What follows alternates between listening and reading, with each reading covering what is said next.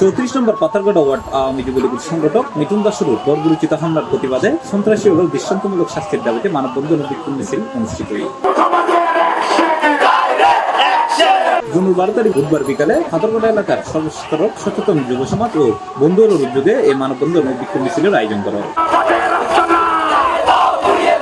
এই সময় উপস্থিত আছেন পাথরঘাটা সহ নগরীর সাবেক ও বর্তমান আওয়ামী লীগ, যুবলীগ, স্বেচ্ছাসেবক লীগ, ছাত্রলীগ, স্থানীয় নেতাকর্মী এবং সর্বস্তরের জনসাধারণ। বাংলাদেশ ছাত্রলীগ চট্টগ্রাম মহানগর শাখার পক্ষ থেকে উপস্থিত সকল মুজিবপ্রেমী আমার ভাইদের জানাই আমার সংগঠনের পক্ষ থেকে মুজিবীয় শুভেচ্ছা ও আন্তরিক অভিনন্দন। আজকে সবাই ভাইয়ের টানে হয়তো সৃষ্টিকতার রহমতে সে বেঁচে গেছে। তো আমার কথা হলো, আজকে আপনারা মিডিয়ার ভাইয়ের এখানে আছেন, প্রশাসনের ভাইয়ের এখানে আছেন এবং এলাকাবাসীরা এখানে আছেন, যাদের বিরুদ্ধে আমরা আজকে অবস্থানটা নিয়েছি। আপনারা সবাই আশা করি জানেন যে তাদের এলাকায় কি অবস্থান বা তাদের এলাকার নামডাকটা কেমন। তো আমি আশা করব কোন প্রকার সিন্ডিকেটের দ্বারা যেন আর কেউ নির্যাতিত না হয়।